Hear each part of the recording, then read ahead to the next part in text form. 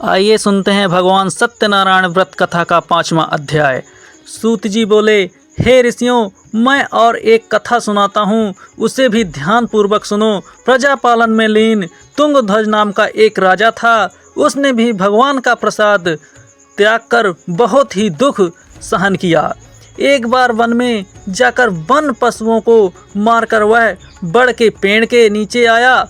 वह उसने ग्वालों को भक्ति भाव से अपने बांधवों सहित भगवान श्री सत्यनारायण भगवान का पूजन करते देखा। अभिमानवश राजा ने उन्हें देखकर भी पूजा स्थान में नहीं गया और न ही उसने भगवान को नमस्कार किया। ग्वालों ने राजा को प्रसाद दिया, लेकिन उसने वह प्रसाद नहीं खाया और प्रसाद को वहीं छोड़कर वह अपने नगर को चला गया। जब वह अपने नगर में पहुंचा तो वह वहां सब कुछ तहस नहस हुआ पाया, तो वह शीघ्र ही समझ गया कि यह सब भगवान ने ही किया है। वह दोबारा ग्वालों के पास पहुंचा और विधि पूर्वक पूजा करके प्रसाद को ग्रहण किया। भगवान श्री सत्यनारायण भगवान की कृपा से सब कुछ पहले ही जैसा हो गया।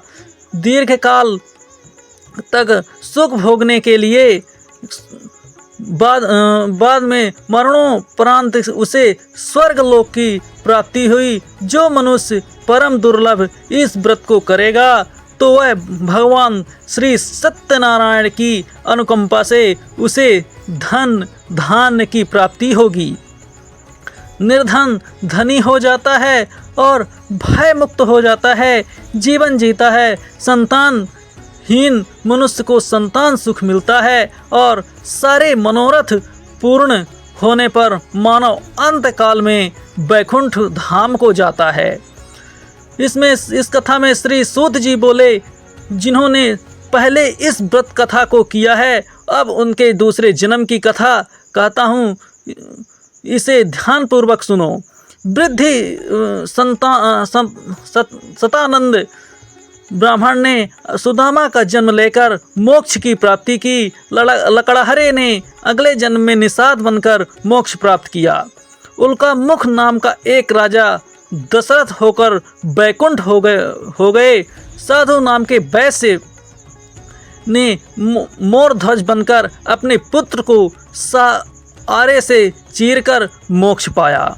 महाराज तुंगध्वज ने स्वयंभू होकर भगवान में भक्ति युक्त हो कर्म कर मोक्ष पाया है। श्री सत्यनारायण व्रत कथा का 5वां अध्याय यहाँ संपूर्ण होता है। बोलिए भगवान श्री सत्यनारायण भगवान की जय।